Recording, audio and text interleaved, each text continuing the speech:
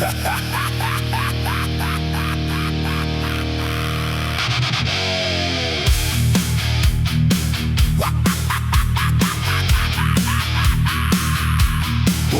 you get with a raccoon on crack? Crackcoon. What is that critter that's gnawing on your back? Crackcoon. What woodland creature makes your face a snack? Crackcoon. What do you call them if they charge you in a pack? Crackoons! Small town USA is getting cracked with a new flavor, giving all the raccoons vicious behaviors. Well, you used to think that these trash pandas were pretty cute. After the crack, they are bloodthirsty, flesh-hungry brutes. What was in that crack to make them fuzzy? Killing machines turn them mean and ugly like a rusty guillotine. What do you get with a raccoon on crack? Crackcoon. What is that critter that's gnawing on your back? Crackcoon, crackcoon. What woodland creature makes your face a snack? Crackcoon. What do you call them if they charge you in a pack? Crackers. Welcome to another edition of Attack of the Spotlight. We have multiple guests today. This is a very, very special presentation. John, who do we got? We have got a whole slew of people here. All of them are going to be in the upcoming movie Crackcoons that is currently crowdfunding. We have director Brad Twigg. Raise your hand and point yourself out there, Brad. Hello. We have Justin Martin. How are you doing, Justin? Doing great. Thank you for having me. And we have the lovely Rosaria here with us as well. How are you doing this evening? Hello, hello. Happy to be here. Nice to meet you all. Thanks for having us. Absolutely. We are thrilled to have this episode going on. Brad, you know I love Crackcoon. I even went to one of the damn filming locations to do my review of it that one time. So I am a huge fan, and I flipped out when I heard word of Crackcoon 2. Crackoons, rather. What can you give away? So, Other than there's more than one Crackcoon. yeah, there's more than one this time. One was not enough, I guess. So we really had a lot of fun making the film, and it did pretty well, and it's definitely been something that has drawn like a cult fan base. So we were like, it makes sense to make a sequel. Plus, Justin and Rosaria, their characters are amazing. I love both of their characters, and we had to, extend the story and continue it. So in the sequel, first of all, John Kilo wrote the script. He's a indie filmmaker who's been doing movies since the 80s. He worked on The Dead Next Door, Robot Ninja, Skinned Alive, Galaxy of the Dinosaurs. He's done a bunch of stuff. He's a super talented writer. He did an amazing job on the script. So basically, we have Finn and Frankie, and they are basically running from a drug lord named Miss Lady Sweet, who wants who's going to be played by Shonda Rawlings, who's another amazing actress. Oh, Love working with her. Yes.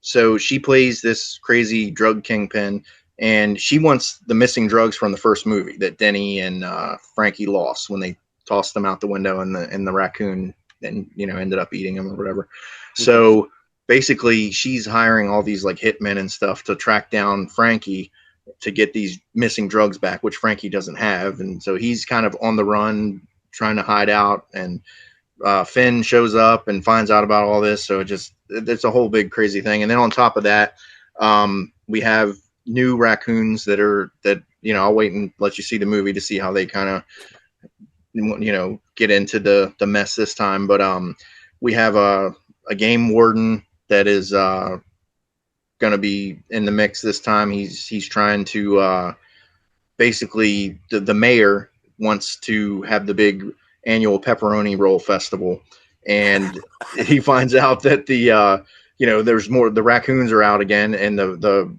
game warden is like, we got to close this down, but he just wants, the event to go on because he's more worried about, making money and everything for the town and stuff. So there's a lot of crazy characters this time and just some wild stuff planned, and just a lot of surprises we have lined up. So I think it's going to be a really fun flick, and our goal is to elevate, the movie, go even bigger and better than the first one.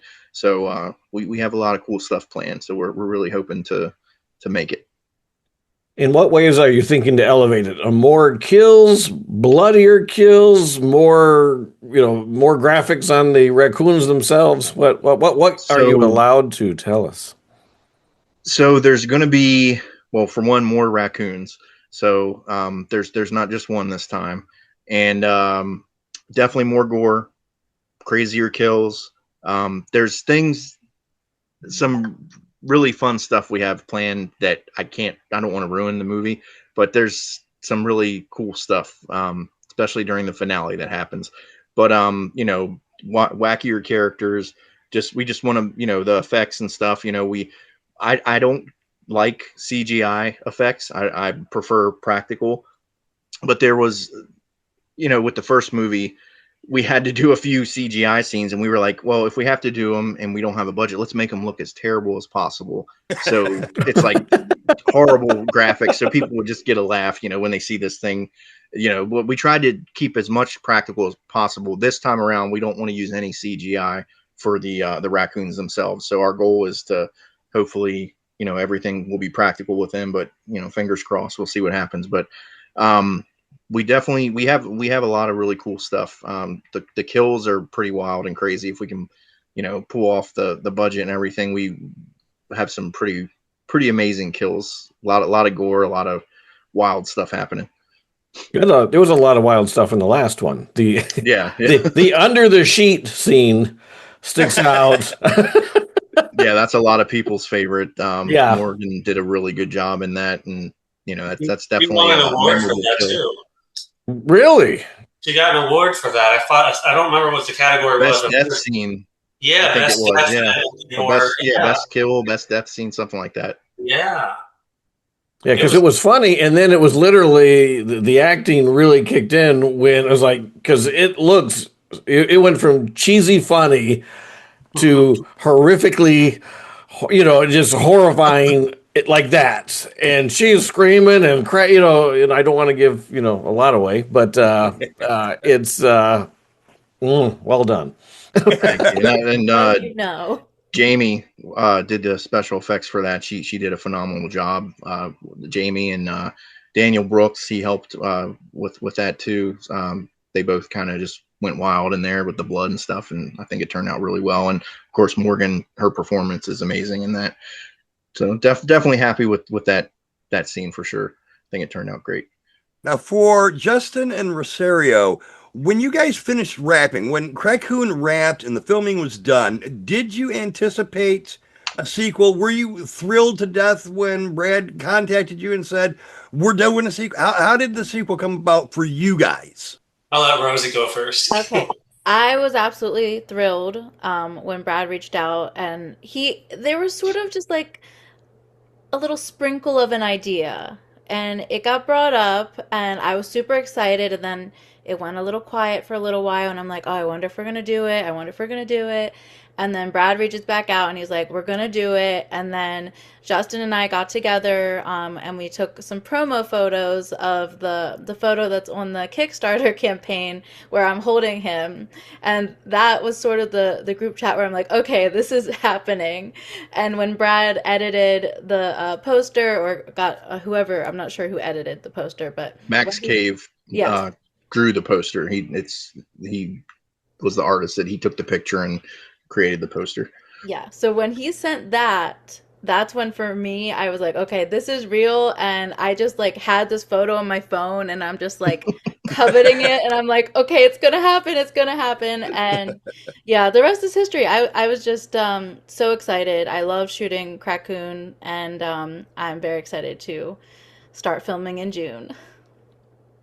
Yes, I attest to all of that. I will say, so that the poster, the artwork, Yes, it was real. So Rosaria is strong as hell because she really was able to hold my skinny but fat ass up.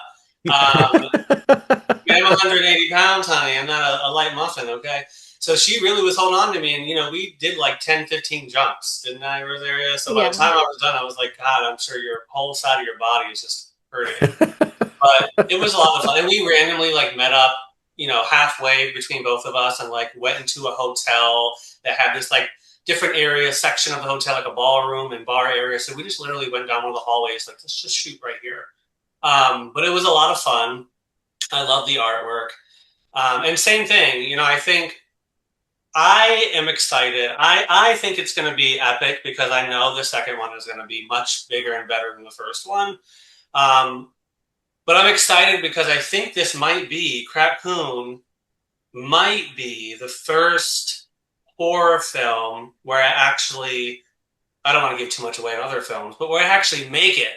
Like, make it, man. So Final Girl Frankie made it to the end. And so Frankie is excited to be back for sure. And Finn and Frankie are a dynamic duo, like Lucy and Ethel. So I'm excited for both of us to bring the story to life. And all the new characters. There's some fun character names in the sequel, guys. I think my favorite one is Fat Ass Annie. It's fun. It's fun. It's just campy. It's a lot of fun. So I'm excited for it. And you've all worked together multiple times already in the past. How did you all come together to begin with? It all started with a movie called ShriekShow. That was that the first movie that you guys worked together, Brad and Justin? Mm-hmm. Oh, okay. Brad was I guess technically, well, yeah. Yeah, we worked on a project that shall remain nameless, but was it pornographic? No. Oh, okay, all right. It was nothing. Yeah, it was nothing good. But yeah, we I met him on that thing, and I thought he was really talented and seemed really cool. So when it came time to cast for ShriekShow, I reached out to him, and the rest is history, I guess. And then Rosaria, for those of you that don't know, she also is a ring announcer for professional wrestling.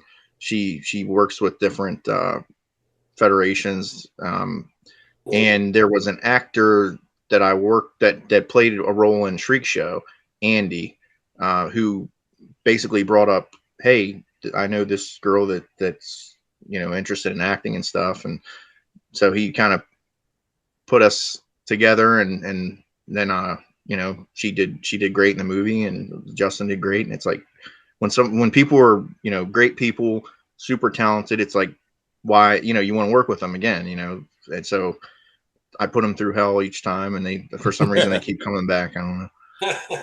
It's the big bucks. That's big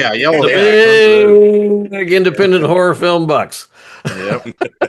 Well, I've never had a bad time on a Fuzzy Monkey set. It was the one time that my car on the set of ShriekShow completely died at the very end of filming, the day of my death scene. So I had this poor tow truck driver having to come get me and my car. I had blood, and I wasn't hit. This was my first movie, so I didn't know to like pack more clothes and like extra towel. So how I was how I was, and yeah, that's my bad story from my only bad time from Fuzzy Monkey film set. But it made a good story because I had to ride over an hour with that tow truck driver, so, like old blood coated on me and everything. Well, I actually was on a set, and my car sunk in the mud because it rained, and one of the crew members was very nice to tow me out. And what we didn't realize was he screwed up the axle on my car, and it cost me $1,700. So it was the most expensive movie I ever was paid to be on. So So yeah, everybody seems like they've got those little stories. They're like, well, this was fantastic. This all went to hell, but this was fantastic. The ring announcer thing that really interests me. So you're like, in this corner we have, in this corner that's what you did? Yep. So I host the show and I bring the wrestlers out to the ring, and it's been a really great time. And it's really You do helped a lot of mold. interviews and stuff too, right? Yeah, I kind of stepped away from interviewing, but I used to do a lot more of it. But it's all fun, and independent wrestling is really just actors that are super athletic, and it all just intertwines, and it's just a lot of fun characters, and very animated people, and it's just very good times. Can you give us a little announcer? I was going to ask the same damn thing, you son of a bitch. You got John in one corner, Justin in the other. No. Shoot, go for it. Oh my god.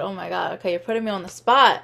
I gotta get my ring announcer voice going. That's my part of the job, is to put people on the spot. He's to make them feel comfortable.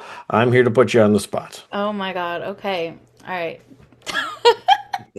I'm gonna just do one person here. That's fine.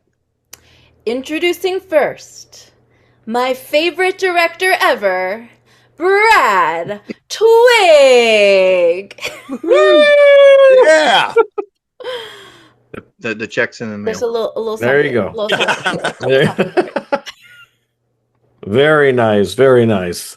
And you get to wear your regular outfit, right? They don't make you come out in a bikini like they do with the No. you actually get to be dressed and Yes. Perfect. I dress up in some heels and a nice little dress. Try to make it as elevated as possible. And I do some deathmatch wrestling. So when I do that, I don't actually do it. But I ring announce it. So I fit in the crowd, grab the fishnets, and get the combat boots out, and I like to flow with whatever group I'm ring announcing. you got to send some photos to John so we can post them on this podcast, because people would love to see that if they haven't already. That sounds fantastic. All right, I definitely will. And you've done some actual ring stuff in the ring too. Yeah, when I know Justin not all the mentioned time, but me, you me have. lifting him up, I had a couple of spots with Combat Zone Wrestling where so my wrestling name is Rosaria Elsa, and I call it the Elsa Bomb, where I got to power bomb Miles Hawkins. Nice. That was a moment. It was a really long build up. So yeah, I've done a couple things with some wrestlers in the ring, and it's fun. I'm not a wrestler by any means, but getting to be part of the storyline sometimes is a good time. So you knew you could take Justin. You knew what you had. You're like, all right, come on, bring it on. I've got you. He was so worried that he was hurting me. I'm like, Justin, I literally carried a man on my shoulders for 2 seconds. I got you. And we're taking these photos, and I'm just holding him like a baby. But she even started to rock me at one point, and I was like, this feels great, actually. And Justin, you were talking before we started the show about doing reality TV. Tell us a little bit about that. Yeah. So I love reality. I will probably sell my soul for it. I'm not going to lie, guys. Who wouldn't, right? Reality is fun. It goes down as one of my favorites in history. Because to me, it still is acting. So if you have experience being an actor and reality TV, then you have the best of both worlds. Just call me Miley Cyrus. But I think it's fun. So my first show I ever did was back in 2016. That was probably the most emotional show. That one I actually had my own episode, and my ex was with me at the time in the series. But that show was a chance to be able to meet my biological father for the first time. And I had just found out about him 6 months or 9 months or something like that before filming. So pretty much right when I found out that the one who I call my dad my whole life wasn't my biological father. When I found out about that, I immediately was just thinking oh my gosh, I really want to meet my bio father. Not because I'm looking to have another dad. That wasn't the situation, but I wanted clarity. I wanted some closure. I really wanted to give him an opportunity to get it off his shoulders, because I just found out about him. He knew about me my entire life. Mm-hmm. And I never knew about him. So I thought this would be good and therapeutic for both of us. So coincidentally, this show came up and they were casting for it. I saw it on Facebook actually, and I was like, should I go for it? Like, it's a unique situation. Maybe I have a chance. So I took a shot, and it took like 2.5, 3 months of interviews and going through the selection process, and finally they chose me, and it was a crazy ride. We filmed for like 7 days all across Virginia, DC, Maryland, and had met my biological father. He wasn't far. He was actually in Virginia. I forgot what town he was in. I don't know if I'll ever remember it because it's such a small town. But he wasn't far away, which is crazy to me.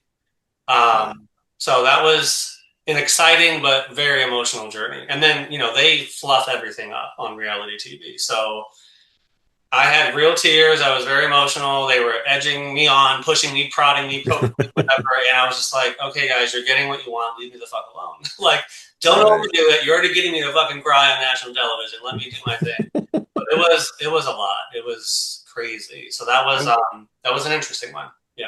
Was that your first one? That was my first one. Holy shit, what a way to break into it. Damn. I know. But it was really fun. It was a great episode. The episode is still out there. I think it's on Amazon Prime, and then you can also see it, I shouldn't say this, but for free, on the website Daily Motion, but we'll just leave it there. Maybe edit that one out. But yeah, it's called Finding My Father. So really good show. And everyone, we got very close. Like there was 8 episodes, 16 people, two people per episode. So, all 16 of us ended up knowing each other or somehow virtually meeting each other. And we all became good friends, except for one bitch who I hope she's not here anymore because she was very rude. So fuck her, off with her head. But everyone else was great. So when you're walking into a Crackcoon situation where you're facing, horror movie stuff, there's got to be, I would assume there's still always some tension and some nervousness, but I can't imagine it's any more than what you've already gone through on a reality situation. Because I can't imagine anything more nerve-wracking than meeting your biological father. Yeah. Reality is definitely more nerve-wracking. That's for sure. Like, it's not scripted, but there's some parts that they build up to make it seem more fabricated, if you will. But you don't really know what is going to happen. Meanwhile, they know what's going to happen. So, like, it is a little bit more nerve-wracking. But film, I'm not nervous at all. Like, I get excited about filming. Because for me, and I don't know if Brad would agree, but Brad would tell you, like, my roles have been different enough in all of his productions that I really get into character. Like to me, and I don't want to be my own judge of my characters, but I don't feel like I'm at all the same person when I'm playing my characters. So I really do get into it, and it's exciting for me. It's fun. I'm never nervous. I just want to give it my all and make it exciting and make it just worthwhile. So that's one of the reasons I love working with Justin, because he's truly a character actor. Like with each role, like he is a different person. Like he is not, there's some actors where they're good actors, but they're the same in everything they do. They never really change. He's, a different person, like one of the biggest examples of that is if you watch Killer Campout 2, which spoiler, throughout the movie, he's this caring, counselor character. And then it's just out of nowhere. He's like this maniacal, insane, it's crazy. Like he was just a different person. And it was very impressive, but that's somebody that's a strong actor in my opinion. If the character actors are some of the best in the business when they can take on these different characters and they're just, they're like chameleons. They just turn into a different person, and it's really cool to see. Well, there's a far cry difference between the Crackcoon character what we're seeing here, because we actually, when you were coming in, we're like, oh, how extreme are we going to be today? So yeah, and even in like ShriekShow, he was like just a different, like he's like a jokester, like asshole guy, and it's just he's different in everything. It's really cool to see him, work the magic. Which of your characters would you say you're closest to in real life?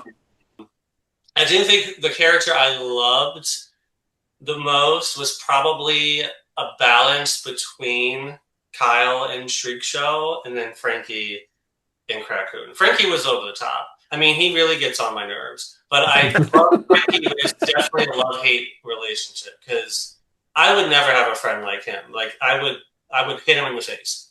Like, it would really get on my nerves. But it's fun. Like, Frankie is out there. He's wild. He doesn't hold back. He doesn't sugarcoat anything. It rolls off his tongue. If he's thinking it, he's going to say it.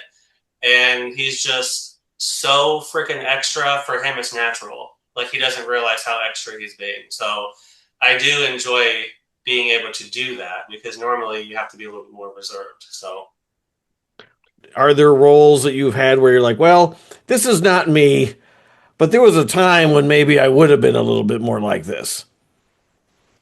For me, I do more of a tapping into certain emotions that I felt in the past, and I use those towards situations, even if it's not the direct situation that the character's in. So I study Meisner method, so it's like believing your imaginary circumstances.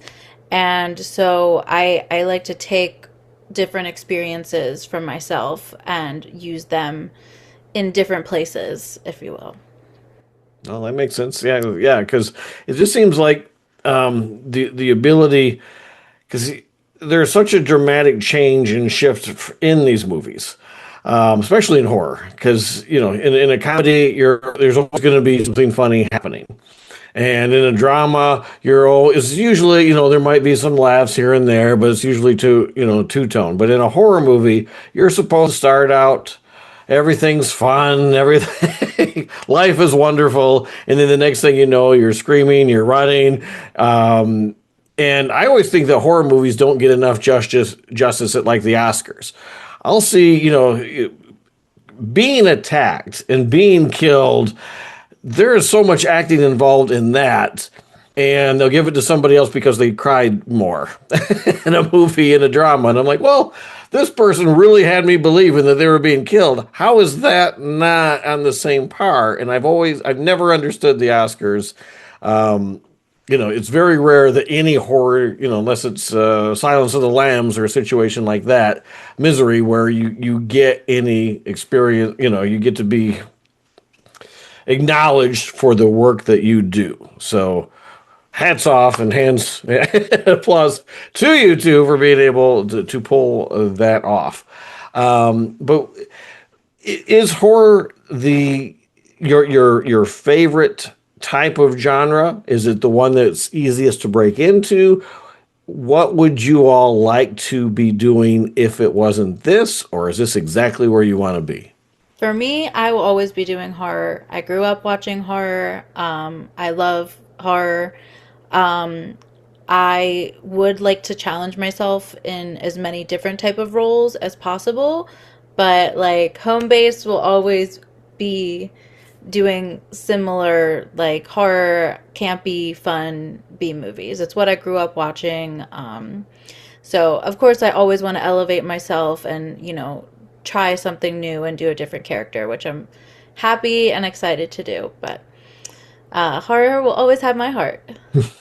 Excellent. Brad? Well,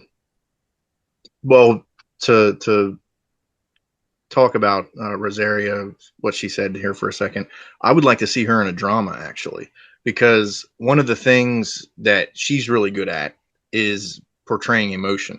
So like what she was talking about before, like she's supposed to be upset or sad about something, and it's like when you could just see it in her face. Like, I don't know if I assume she's like imagining something terrible or, thinking it in her head, and then it changes, the emotion comes out, and it's really cool to see. So I think seeing her in something dramatic would be really cool.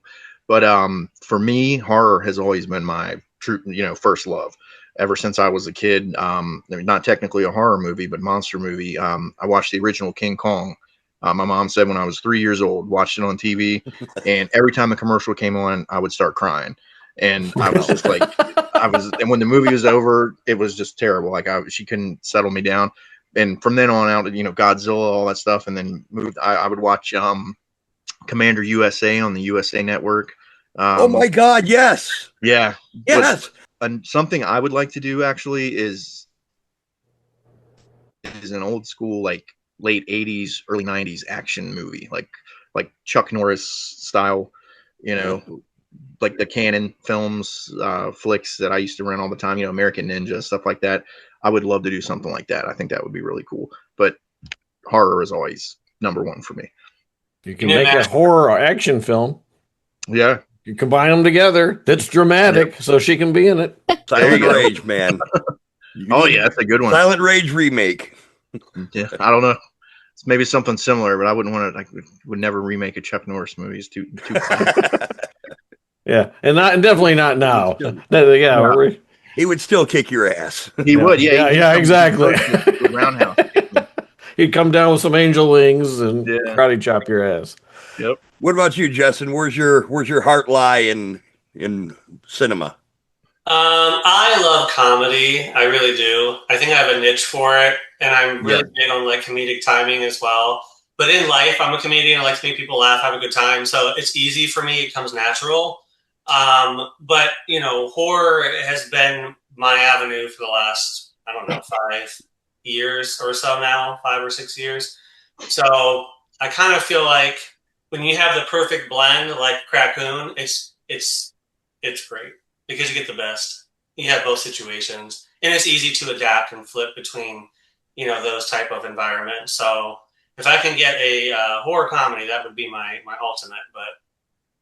But I would love to try something a little different. Like, I don't think I've ever done a drama before myself.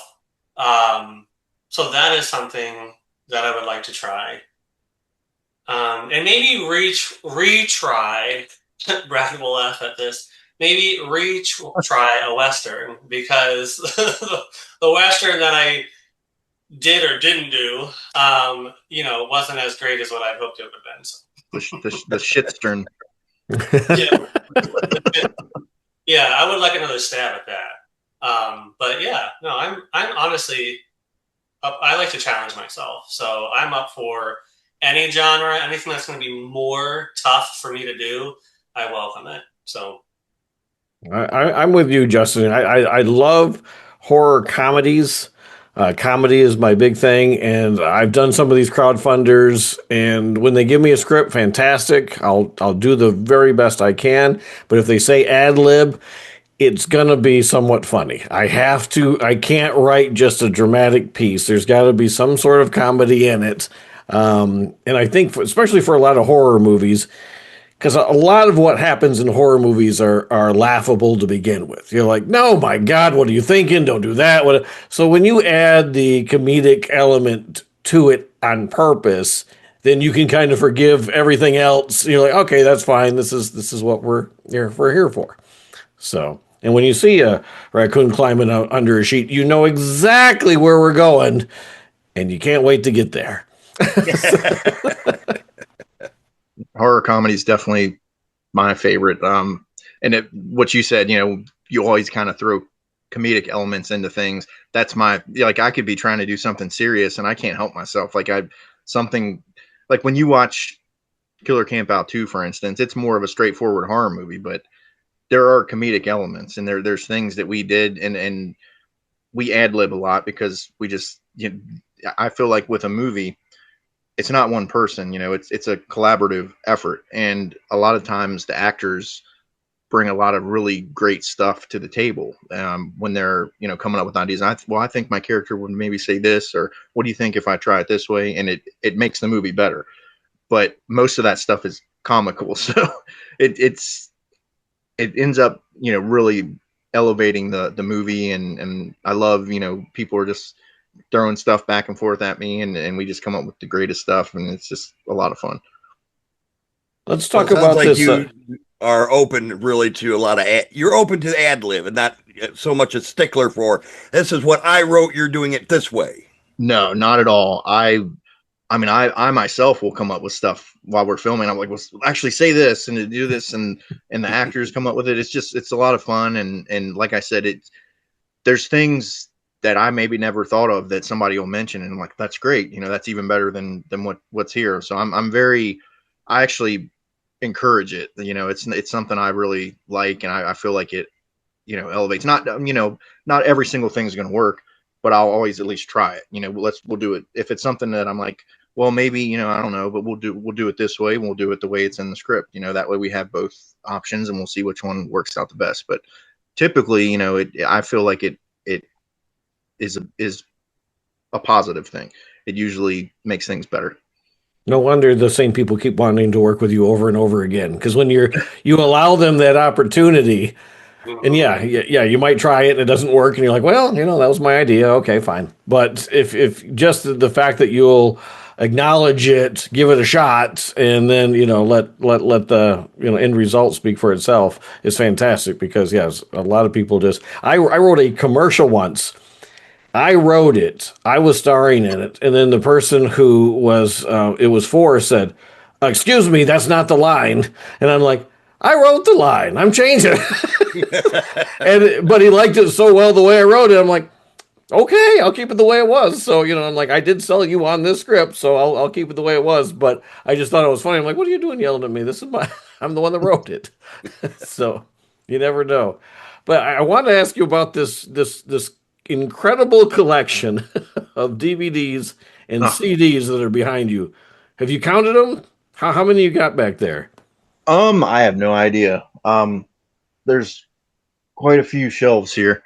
I had a lot more, but I've been trying to downsize because my wife hates them, and I have kids and stuff, so they just kind of take up room. And I don't get to watch them much anymore with the kids. But huge physical media fan. But I definitely have a lot. I've honestly never really counted them, so I have no idea. It's impressive. I've got a lot, and I'm getting digital. Originally, just because they came with the discs to begin with. But my wife's now got to a point where she doesn't want to get up and look at the collection anymore. She just wants to thumb through it. So now I'm trying to get digital copies. And I'm like, okay, if you want the special features, we have them on the disc. But yeah, so now I'm getting like 2 copies of everything. But yeah, are those mostly horror back there? Do you have them mostly horror? Yeah, everything's alphabetical. Horror, action, and comedy. That's about it. Maybe a little bit of sci-fi. There's some sci-fi in there. Is that a Terrifier figure up in the corner? It looks like a Santa Claus. Is that Terrifier? No, that's Silent Night, Deadly Night. Billy from Silent Night, Deadly Night 2. Of course, you would know. Yeah, Billy's up there, and I should have known. Known. Yeah, there's no Terrifier up there anywhere. Sorry to break us off. I'm overwhelmed by your backdrop there. That's incredible. So tell us about the crowdfunder for Crackcoons.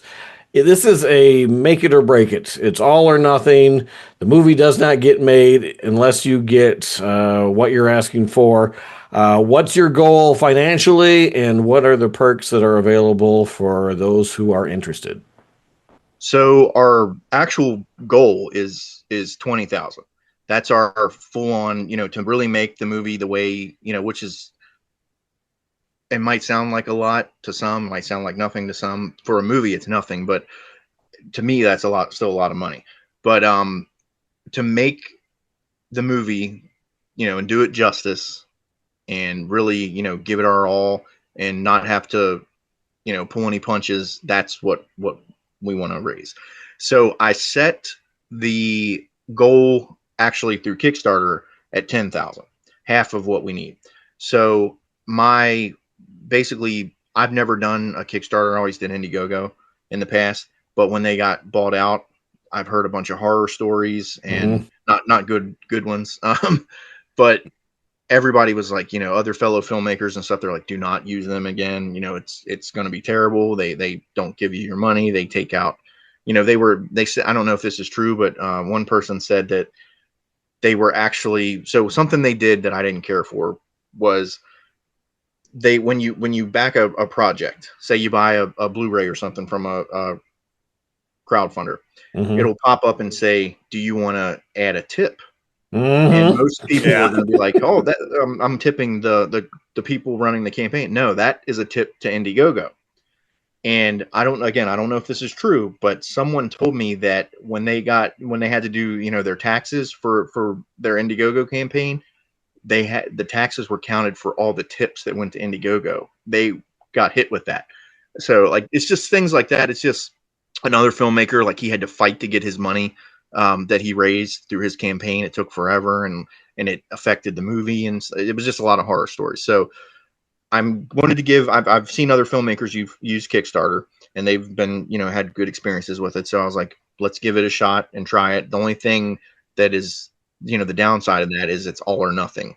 So with Indiegogo, you can say you don't hit your goal, you still would make whatever a lot of movies, I don't make my goal, but I'll still take that and do the best I can with it and make the movie. But with this, if we don't at least make the 10K that we set, we won't get anything. Everybody's refunded, and then we can't make the movie at all. So it's a bit stressful, and when it comes to that, because it's like, well, are we going to do it or not? Hopefully we will, but that's basically, if you're a fan of the first movie, or if you're a fan of indie horror movies or anything we've done, if you want to see more, that's really the only way to do it, is because I'm not wealthy by any means. I wish I was, because I'd be doing this 24/7. But if you want to see more movies from us, basically, without your support, we can't do this. So I try to offer some cool stuff. We have limited copies of the movie. So like, if you get a Blu-ray or a DVD, it's not going to be, it has exclusive artwork. So you can only get these versions through the campaign. I get as many of the cast and crew to sign them as possible. So, it's not like you're just getting a normal movie that you would just get anywhere. Like, I want to make it more special. You're helping us out, and we really appreciate it. So we want to, give you something cool that is worth it. You can get killed in the movie. You can come. There's going to be a big slaughter scene at the end of the movie at the pepperoni roll festival, and there's a lot of carnage that's going to be happening there, and it's going to be wild. So we want to have lots of kills there. We have T-shirts, we have posters that are signed by the cast. I'm trying to think. There's a lot of cool stuff. I mean, you could even, like, if you want to be in the movie and you can't, travel or something, you could even record something yourself, like in front of a green screen or something, like as a newscaster or something like that. We're often offering all kinds of cool stuff. So, and if there's something, if you're watching this and you're like, hey, there's something I think would be really cool, or a perk or something that's not on there, shoot me a message or an email or something, and maybe we can make it happen. I'm always open to adding stuff or whatever. I like to make, if somebody's supporting my movies, our movies, should I say, not my movies. I want to give back what I can to them, and pay it back. Like, so whatever I can do to give you something cool, or make something more unique, or fine tune something, just let me know. I'm always open to that, and I'll do what I can to give you a cool movie and cool stuff for supporting the movie. And we will have a link below in our description straight to your crowdfunding campaign. So anyone who's interested in taking part, go down to the description and click the link, and it'll take you there. When you support these things, buying the movies, whatever, that goes directly into the next one, or getting better equipment. We don't make much off of this stuff.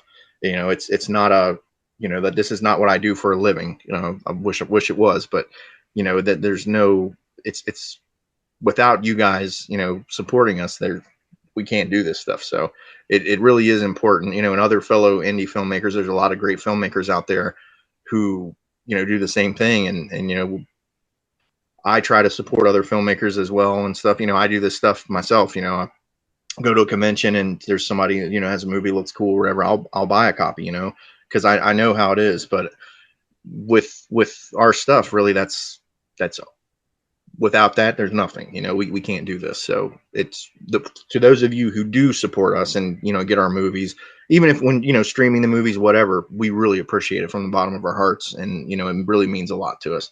And just the fact that you're watching it is amazing. The fact that you're taking your time to watch something that we made means a lot. So thank you. You're welcome, and we appreciate that we have a variety of films to see. Because it's not just, studio films, doing the exact same thing over and over and over and over. You show us things that we have never seen before, as we've mentioned earlier in this program. Go ahead, Jim. For Justin and Rosaria, Brad mentions the convention scene. Have you guys had the opportunity to be guests at a convention? For me, I've never really been a guest. I've gone to Creature Feature like once or twice, but I'm really not on the convention scene at the moment.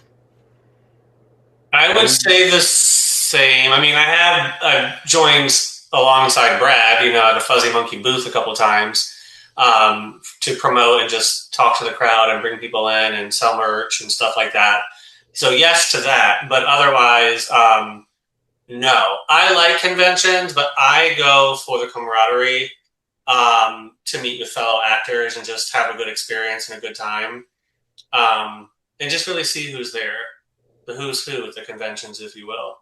You kind of become a little bit of a family when you're on set with everybody for weeks on end, and we've worked together since like 2019, so you build the relationships, and everybody's growing their art, and just trying to elevate each other, and I think it's really great. So I have all good things to say about at least my portion of the indie community that I've gotten to experience. Yeah, I was fortunate enough to work with both Jessa Jupiter Flux and Angela Nicole Bradford, and I knew that they were big names when I did it. But now, like everything I see, they keep popping up, and then I'm watching, CRACKCOON. Oh my God, I know. Oh my God, and then, but it was the very beginning that threw me when John A. Russo is right in there, and I'm like, oh my God, you've got Night of the Living Dead in here too. So it is amazing to me just how many projects everyone is able to get into, but at the same time, is that a concern? Like when you're doing crowdfunding and you're like, well, we're not 100% sure we're going to be able to make this film. We need you to commit to it, but we don't know if we can do it. And then people try to block off time. And I've seen, Justice, I had it a number of times where she said, well, I guess I'm not going to so-and-so, this month because, that fell through and stuff. How big of an issue is that? Is that just so commonplace now that you're like, okay, hopefully, because at the same time, you're aware that if you have any hiccups, your actors may have to go to another project, and then you just got to hope you can get them back if the funding comes through. Have you experienced that at all? Is it, something that's always top of mind? Have you never had to deal with it? What's your take on that situation? So I typically don't have to deal with that. Whatever I make, I've never done an all or nothing campaign. So whatever I make, I take that and do the best I can with it. So I've never had to, have an issue like that. I've had tons of people drop out. I've literally had people take other projects. They're like, well, this is a bigger movie. I'm gonna just leave your project. I'm gonna do this one. Like, oh wow! After they've signed on the dotted line, they just say, "Screw you, I'm leaving." Yep. Wow. But that's par for the course. That's another reason why I work with people like Justin and Rosaria, because they're, dependable. It's not just that they're talented actors. They're dependable. They give it their all. And I've built relationships with them. They're not just actors. They're family. And when you click with people and they're just really great people, you want to work with them again. And that's why I get a lot of people reaching out, are you casting, can I audition for this?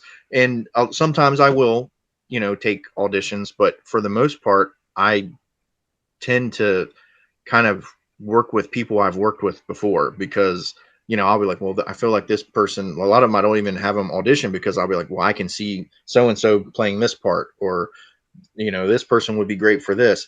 A lot of times I'll just be like, hey, check this part out. Does it interest you? Does it, you know, if you think it's something you want to do, let's do it. But it's not because I don't want to work with new people.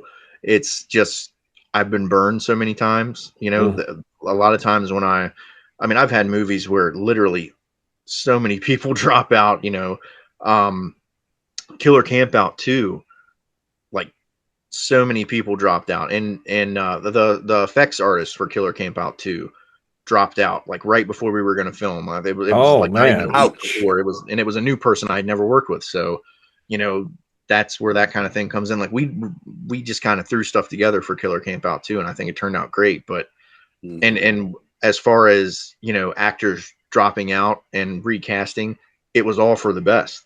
Like I got Tim in Killer Campout. You were talking about Tim Hale.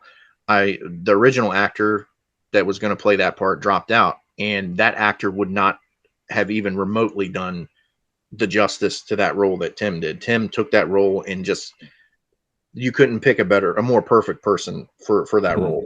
And so, you know, I try to stay positive, you know. So when these things happen, I kind of look at it like it happened for a reason, you know, and 9 times out of 10, it's usually for the best. You know, things improve or, you know, they get better because of this. So, you know, I try not to dwell on it and just move forward. And with this kind of thing, you know, with no budget filmmaking, you kind of constantly have to think on your toes, and you have to improvise and just go with the flow and just do the best you can. So, but back to that, yeah, like I do appreciate people keeping, you know, dates blocked off for films, and a lot of times, you know, it can take a bit to get, you know, shooting schedules and all that kind of thing, you know, together. So they're kind of like, you know, waiting around for me, and I feel bad about that. But, you know, there's a lot of moving parts and stuff. But I really do appreciate when people, you know, block time off for me for this kind of thing, and you know, it really means a lot. But with Crackcoons, that's really the first project that I'm having to face this issue with, where, you know, hey, these dates are blocked off, but if we don't raise the money, we can't even make it. So, yeah. So plus, you have to get new people because you killed off so many of the old people. Yeah. And if you make a third one, then you know, it's going to get harder and harder to do that. Yeah. A couple people, you're going to see some people return. There's some surprises, so we'll see. Oh, okay. I also, for the whole Return of the Living Dead 2 scenario, where you have the same actors come back and just play different people.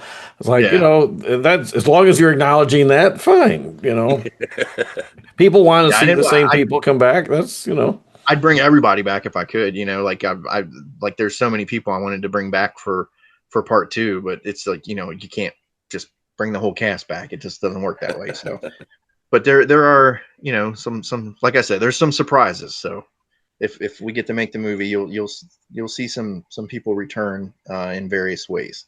All right. Well, we can't ask Brad this question because he's the man in charge. But Justin and Rosaria, who you can save one person from the first Crackcoon, just one. Who are you saving and bringing into the sequel? That's a good one. Justin, go first. I need to think about it. And me. Okay. Well, I think he would kill me if I didn't say him. So I'm going to go with my man, my sweetheart in Crackcoon, Denny, Mr. Chris O'Brockie, because he was an amazing scene partner. He was hilarious to work with. And I don't want to give anything away about the sequel, but if I could bring him back full-time to be with me in the sequel, I would definitely do that, because that would be a riot to have us together just in our shenanigans. Makes perfect sense. You guys were fun with him with the grill. The grill. I'm looking at him the whole time like, Chris, you sound so fucking stupid. I love it. I love it because it just gave to the character. Like, and I mean, in all honesty, it's all about love, right? He knows that it's that image that's on the header on the video. And when I was going to watch it, I'm like, what the hell is this going to Yeah. Okay, here we go. And then then it all, you know, it makes sense as it goes, and you can have the fun with it. But yeah, the initial shot, we're like, all right, okay. He did a really good job in that as that character. And I think he tried to channel a few different things with it, but I think he did a great job of bringing it to life. Yeah, I almost felt a little bit of Drexel in his character. Just a little bit.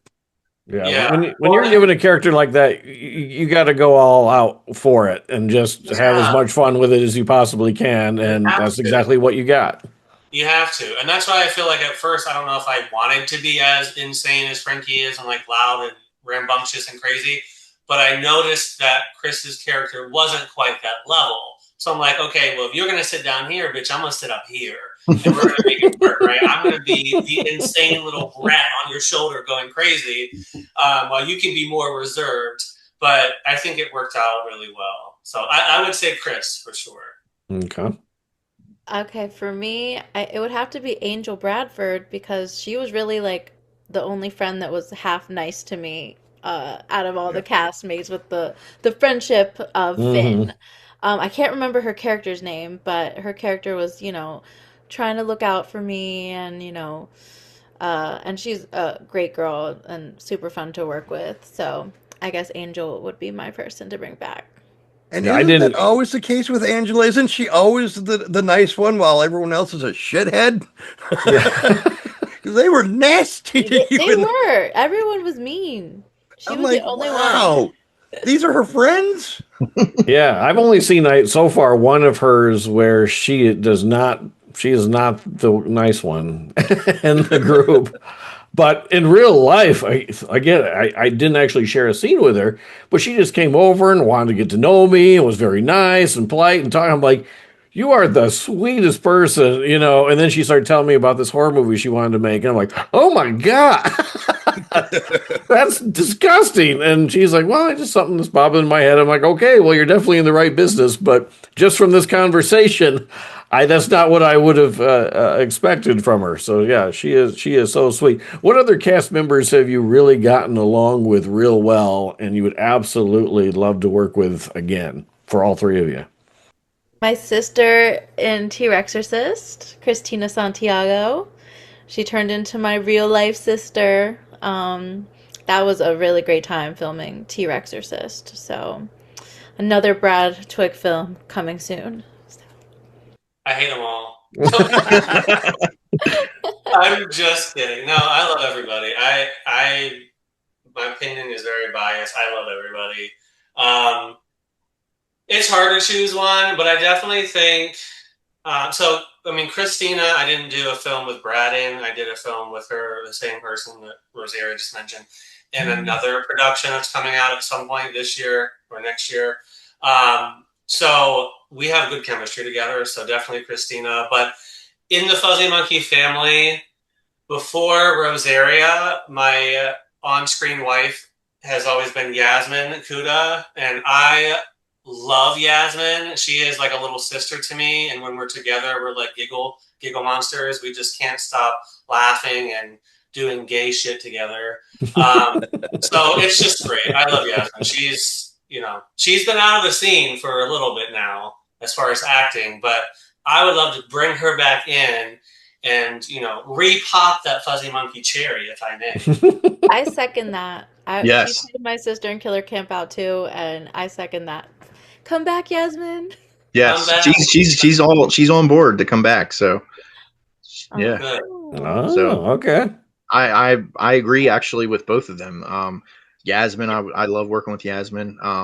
She was kind of focusing more on her career and stuff, but I think I've talked to her and she's ready to come back. So hopefully we'll be seeing her again soon. And Christina has already been cast in another movie we're doing this fall. So Christina's great as well. So I agree with both of them. So perfect choices. So if Crackcoons succeeds, is that how we get to see Crack Squatch? Yes. Or Crocodile. Yeah, we were going to make Crocodile, as that was actually going to be the sequel to CRACKCOON. Oh, okay. We didn't raise enough money, even remotely close to making that. And then I did a poll online, and actually, I was like, would you rather see, for the sequel, do you want to see Crocodile or Crackcoons? And Crackcoons won, by a landslide. So we were like, well, we'll take what we made from Crocodile the campaign, and we'll put that into Crackcoons, and then have another campaign to actually, because again, it wasn't even we didn't raise much at all on that one. I can't remember what the total was, but it was very little. So we were like, well, we'll just make this, so everybody that contributed to Crocodile is involved with Crackcoons already. So like if whatever perk they got, they're still getting that from Crackcoons once that's made. But again, if we don't make our goal, then that's I'm going to keep trying. I'm not going to give up, but I don't have that kind of money at my disposal to just make the movie. So I'm counting on fans of the movies to help us make that happen. So with that being said, I would like just real quick, Rosaria, Justin, you've already sold me, but sell our viewers on Crackcoons. And what would Crocodile have been like if Finn and Frankie had to survive that monstrosity? Well, I can't give anything too much away, especially because Brad's right here, so I can't let anything slip that I shouldn't. But Crocodile was a good script, and I will say there's a lot of action in that one, and obviously water involved. So it would have been quite the splash, no pun intended. But I will say I will say with Crackcoons, we talked a lot about it, but you're getting 2.0. I mean, you're getting something different. Brad didn't give anything away as far as how they look or work or feel, right? But you're getting the next level. You're getting a lot more characters, a lot more death, a lot more gore, which is what we all want. And you have now like Crackcoons, and this is my personal opinion, so it's not bad at all. I'm just being Mrs. Justin. It took a while for like Finn and Frankie to come together in the first one, right? And once that bond happened, I feel like that's when the movie started to shift a little bit in my eyes, in Justin's eyes. And I think with Crackcoons, you get that from the jump pretty much. Like we're starting off, already knowing each other, already having this history and trauma behind us. Where is it taking us next? Like what kind of crap are we getting into? And the shenanigans that Finn and Frankie have together, I think is really great in the second one, just because we've known each other for almost a year now or so. The time difference, I don't remember what it was, but we've known each other for a while now that we're pretty much like brother and sister. Like we're best friends, but we bicker and argue too at the same time. But you're just getting a lot more of that relationship building side of it. And I think you're going to see that in the sequel. And I think people are going to fall in love with it, my personal opinion. But I just love the different characters that are added in to the sequel, and the fact of like who they're playing in this movie, their crazy character names, but also like the death scenes, like Brad said, are much different than the first one. So I think you get a lot more bang for your buck in the sequel. So I would definitely recommend supporting, contributing, even if you can't donate like a financial contribution to the Kickstarter. Sharing it goes a long way. So if we can get 10 shares per dollar, if you can't give $1, share it out to as many as you can. But that's really going to help it go further and further. And like Brad said, we definitely need it to be able to bring this like wild part 2 to life, because it's going to be better. I agree. I couldn't have said it any better. Literally, Justin, that was perfect. But I'll just piggyback off saying that Brad has completed every single film that I've worked with him on. So you're going to be supporting a cause that finishes their movies. You're going to get your perks, you're going to get your posters, and you'll get to see a finished film. And you get to start with us from the very beginning of crowdfunding and all the way seeing it through. So yeah, help Finn and Frankie bring Crackcoons to life, so that way we can grace your movie screens again. And again, we will have the link in the description below. So just click that link and become a part of the sequel, Crackcoons. John, what were you about to say? I don't even remember. It was just a throwaway comment saying I think I was going to say it'd be amazing to have more Frankie and Finn. Maybe like the web adventures of Frankie and Finn as they go down the river on their Huckleberry made raft. Okay, we have a new Biting off promo. crackoon Yeah. or crack piranhas. There you go. So, what is the deadline for this crowdfunder? Do we have a deadline? Is it fluid? What are we looking at? End of the month. End of Yeah. April? Yep, end of April. Yeah, it was a 30-day campaign. So that's the time we have to raise the funds. Okay. All right. So, John, you got to get editing right away. So, we got to get this thing posted as soon as we can to see all of these good people put together a fantastic, blow your seats off sequel that may have less nudity if Tubi has anything to say about it, but may not if Brett has anything to say about it. What other projects do you guys have coming up that you'd like to promote? Go ahead, anybody. Who's got something else on the in the fire?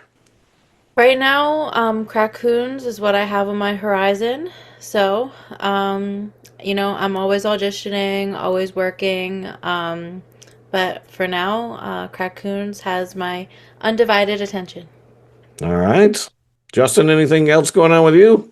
Crackcoons is the next big one. I had a short film, 2 shorts last year that we're working through to push out this year with some pickup scenes. I'm not big on shorts, so honestly, I don't like to do them that much. But if I know the people well, I'll sign up for them. But I have 2 coming this year, later in the year, and then another feature in the fall. So some things lined up in the pipeline, which is great. All right, and Brad. So, of course, Crackoons. Crackula is finally coming out.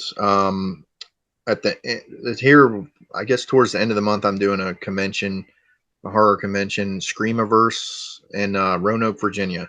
I think it's the April 18th and 19th. I think some of the cast from Crackula is going to be there, and I'm going to get as many signatures on the discs as I can.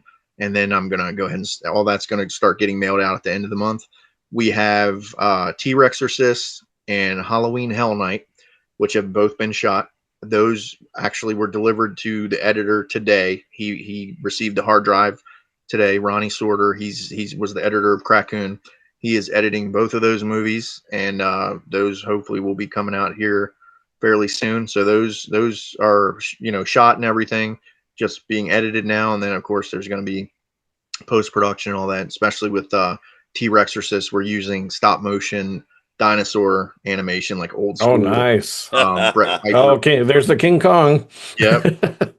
So that's going to take some time, but it'll be worth it. I wanted some really cool, old school stop motion effects, and we have, dinosaur puppet and everything for the everything's practical. We're not using any CGI in that one. So those 2, like I said, are in post production. We have Crackoons that we want to start shooting in June if all goes well, and then this fall, Chris O'Brockie is he really wanted to do a sequel to ShriekShow, a horror anthology film we did, which is actually the movie where I first worked with Rosaria and Justin. And Chris is really passionate. He plays the ringmaster in the film, and he wrote some of the script and everything. So he's really passionate about that. So we're going to be doing a sequel to that if all goes well this fall. So other than that, really, I think all that I have going on right now. I'm sure there's tons of stuff I want to. There's always, there's no shortage of ideas and stuff. But yeah, that's what's on my plate right now. Just a little bit just a couple of things right now. Yeah. Yeah. All in a day's work. Yeah. Well, it's been quite a pleasure to have all 3 of you on here. We know you guys are really busy, obviously, and we thank you for taking time to speak with us. All of the different movies and projects that you mentioned, again, we will have links in the description. If there's some that that are coming that we may not be aware of yet, please send them to John, and John will get them to me, and we'll make sure that everything is posted. Also, if there's any images or anything you'd like us to share behind the scenes or props or anything at all that you talked about that you'd like to share with us, please send them our way. We'll show them off. But in the meantime, a special thank you to Brad, Justin, and Rosaria for joining us, and make sure you donate now Click the link now. Time is running out to be part of Crackcoons. For John Horton, I'm Kyle Pearson, and you've been watching Attack of the Spotlight. Good night.